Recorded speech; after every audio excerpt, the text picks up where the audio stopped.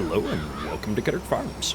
We're here starting off a new series on the Edgewater, Saskatchewan map, and I am extremely excited to be getting into this.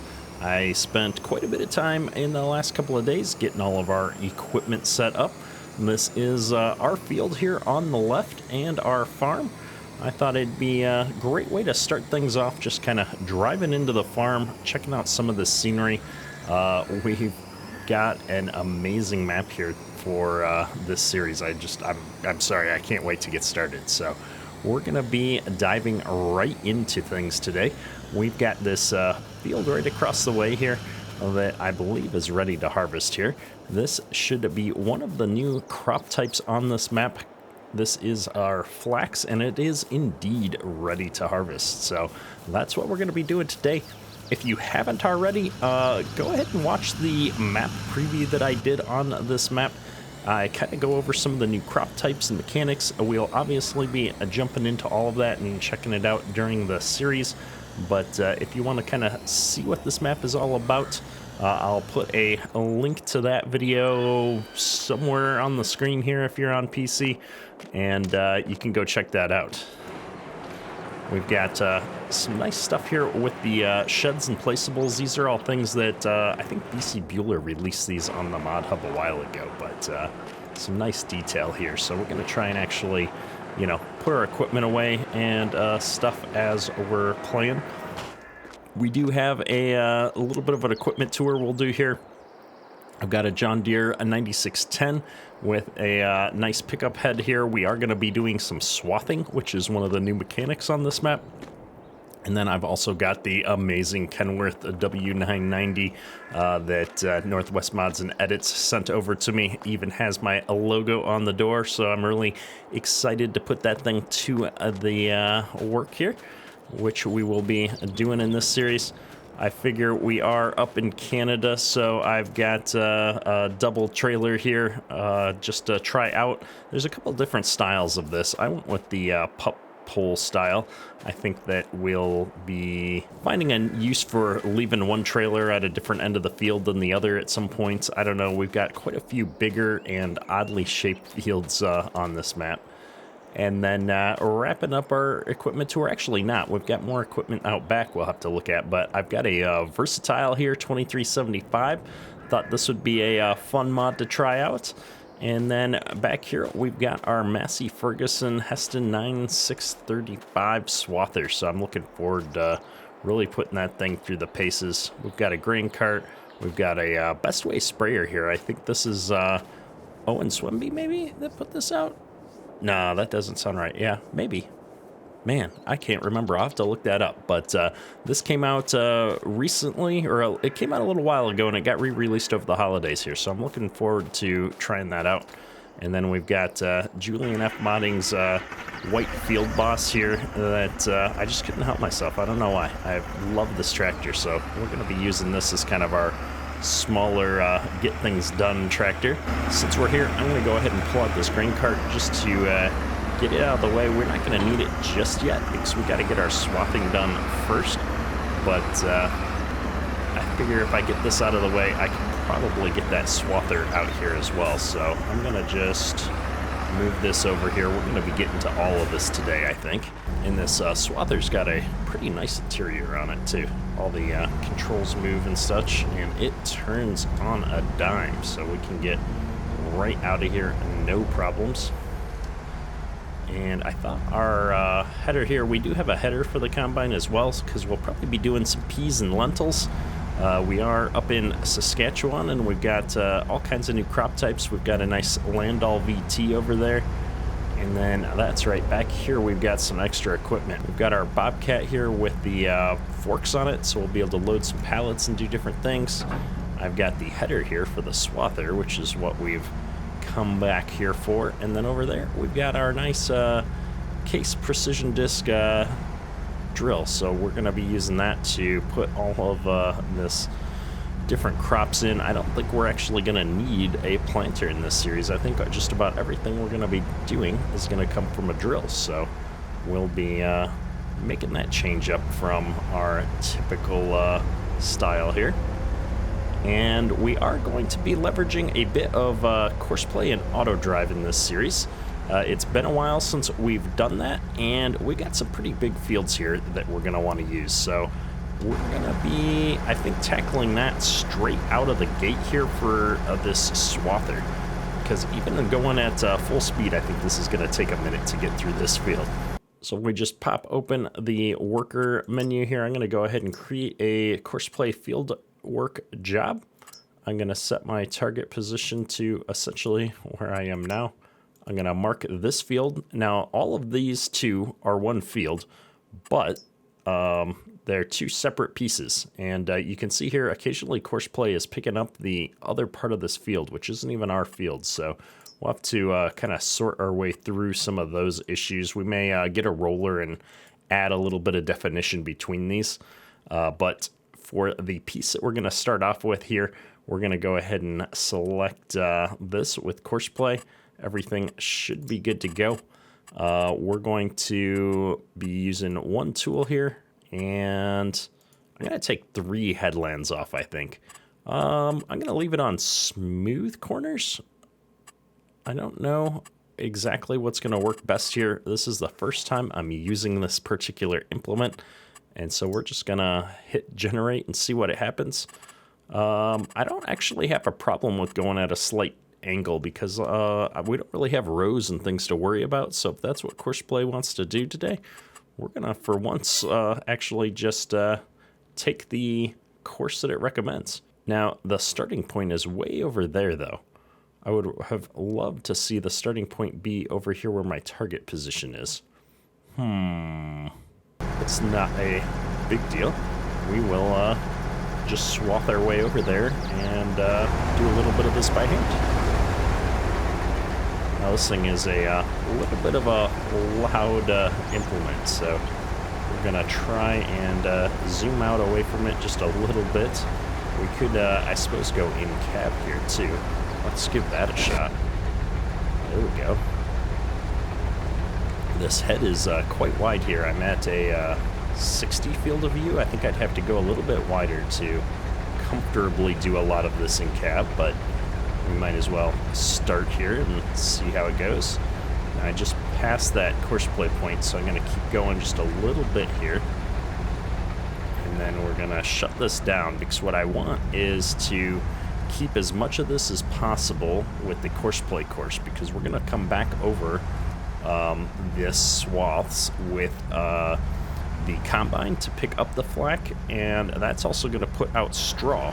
And so at that point, we're going to have to come back over this again with a baler. So that's right, folks. We're going to be doing some baling here soon as well. And we need to make sure that we don't do too much of this outside of the bounds of course play so that we can leverage the same course play course for all those other jobs. And so this will be a series where I'm going to keep this course play course if I can. And we will be leveraging that for the next 3 jobs on this field. So in order to do that, we're going to come in here and I'm going to create a new folder for, oh man, what field is this? Field 1. I should have guessed. We're going to call this Field 1 because we're going to probably end up with a few jobs in each field at some point at least. And then I'm going to save course, activate, field 1 swath. There we go. Now I've got this field set up and I can use this for the next jobs. Now my question is, do I want to go ahead and get started on that right away? Probably in real life, you would probably swap this and then wait a couple weeks and come in, or a week or maybe a few days, it depends, for the weeds and stuff to die off that you've cut out, and then come back and pick it up after things have dried out and died off. However, for purposes of farm sim, given that starting the game, we're stuck in a 1 month day for the first day here, we've got to get as much done as possible. And then we will be moving to a 4-day month, I think, moving forward, because the rumor is, talking to South Sask modding, there's some pretty intense weather on this map, especially in the winter, given that we are in Saskatchewan. And that excites me. I've not yet played on a map that has really good snow on it. And so I'm kind of excited to give that a shot, especially since I think most of the high prices for our crops are going to be in months like January, where there's a lot of snow out on the roads and stuff. And so I want to give that whole weather thing a try, get the winter months going, have some fun with that, and we'll see how it goes. So we'll be looking for some good winter weather mods as well as we move into this series. So since we've got the Swather going to town over here without any problems, I'm going to go ahead and hop in the 9610 here. And we're going to get this thing out in the field. Man, that stick is shaking. Make sure we don't clip the Kenworth over there. Kenworth's probably the newest machine I've got on the farm. In hindsight, the starting point for this course being kind of in an awkward spot on this field is going to continue to be a pain, so we may redo that course at some point in the future. For today, we're going to leave it. I'm going to load this Field 1 swath course, though, and I'm going to actually drive out to the starting point here rather than swath on my way there and back. And the swather's about to come through and do round 2. So, man, we got a lot of warning lights up there. So, since he's about to get started, I'm going to wait for him to jump over here onto the second headland pass. Any minute now. Any minute now. There we go. And then I'm going to come over here and we're going to just start at the beginning.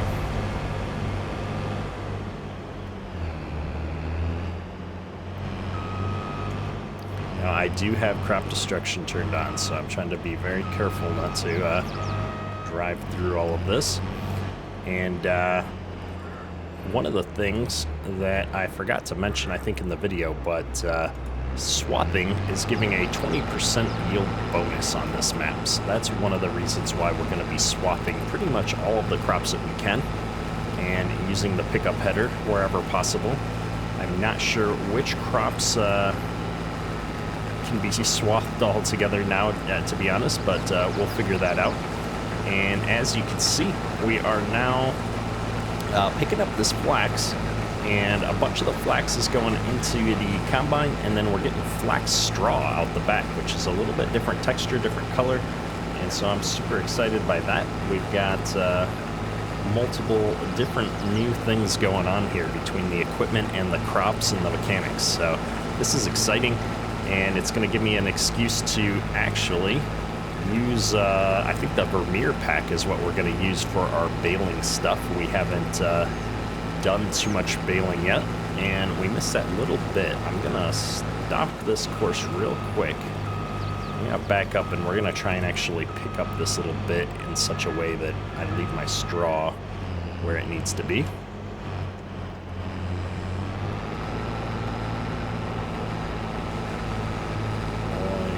So, there we go. That's better.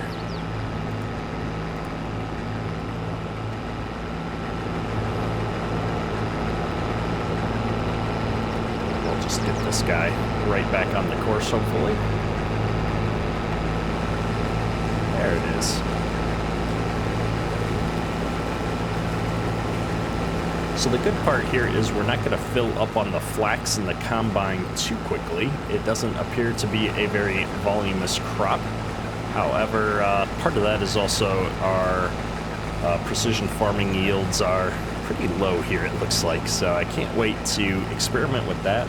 I honestly don't have any idea what the nitrogen requirements or anything is going to be like for some of these crops. I do know that this map has a custom precision farming map to it, which is reminding me we should probably purchase our soil information here, which we do have enough money for, thankfully, just so that we can see what that's going to look like. We do have some interesting soil types here, And yeah, we're gonna have to maybe crack open the files and see how these crops interact with precision farming at some point here as we probably get into the next cycle. I can't do anything about this field right now because it's already to harvest, but we'll be taking a look at it again before we get into the planting cycle to figure out what we need to do from a fertilization perspective, what the nitrogen requirements are, and all that good stuff.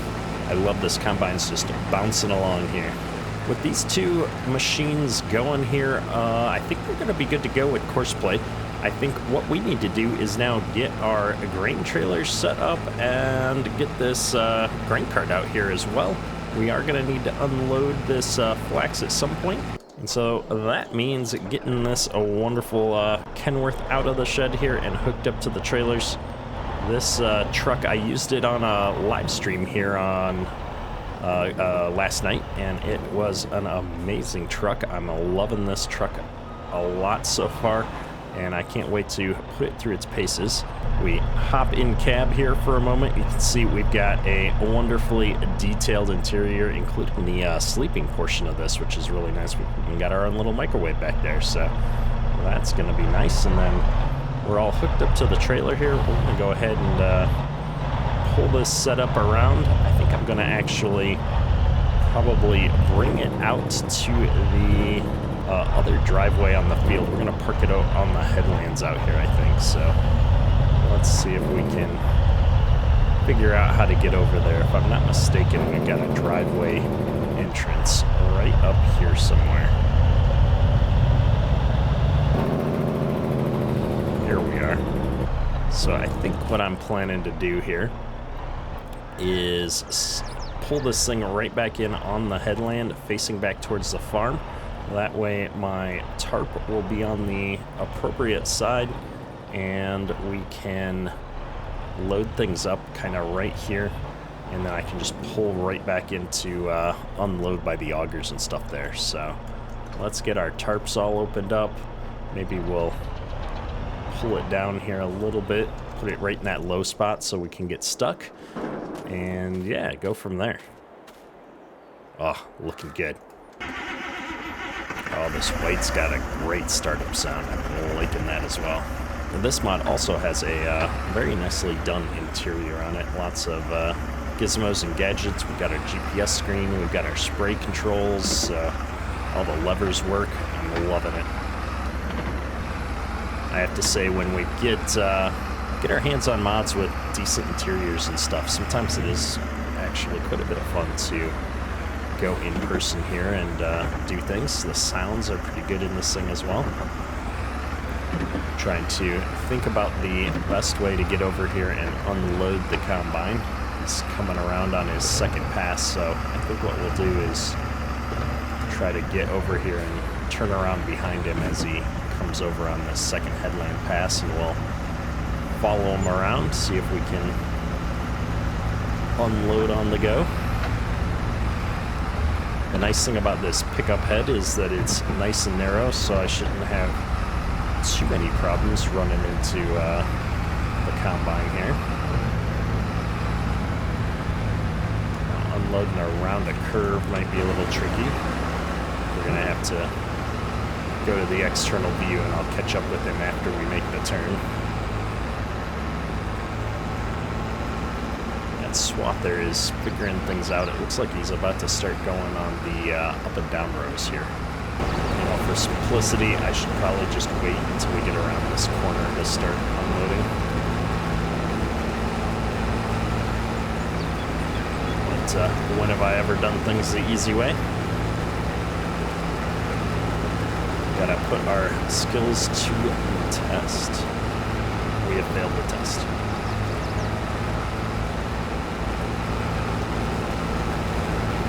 And I think the combine's actually empty already, so we've only gotten 230 bushels going around like that. Not a huge amount of product into our grain cart here, but I think that this straw is actually where we're gonna make some decent money. I'm kind of curious to see what the breakdown of that is, so we'll check on that in a second. I do want to dump this into the combine though, or into the combine, into the semi-trailers here, just to make sure everything's working. This is one of those things where you get brand new mods going on a save, and you just want to make sure everything's going to work on that first try, so that you're not running into problems later. Oh, we're really short on the auger here. Interesting. Let's see if we can get a little bit closer. There we go. That's better. I'm just hoping we're out of the way for the swather. It looks like the swather's actually doing pretty good. It can turn so tight that that's one of the other things that I'm going to really love about this, from at least a course play perspective, is that the swather is going to just rock and roll on these courses, and it's not going to take forever to turn around and do things, so we can hit a lot of acres pretty quick. I don't think we need to go and unload that combine. That combine's going to go for a while, and we're just going to leave this grain cart here kind of out of the way. I don't think I want to start baling until after we're done harvesting this field. My plan is to finish harvesting this one and get the equipment moved into the back part of the field here before we jump in with the baler over here. So while we set the course play workers off to swath and combine the back half, I think we will try and get the baling equipment over here. So that'll probably be a next episode thing at this point, though. Looking over at the time, we have been going for a little while here, so I think this is going to be a great place to wrap up today's episode. A nice quick start right into the thick of things here on Edgewater, Saskatchewan. Hopefully you've enjoyed this series. Let me know what you'd like to see us do on this map. There's a lot of new mechanics and new crops and stuff, so as we get into spring and whatnot, we're going to be planting some of the different types of crops, getting to go through the flax harvest here this time around. We'll probably try out some peas and lentils as well moving forward. As always, if you've enjoyed the episode, drop a like. It helps me out immensely. That's all for today. Kedrick, out.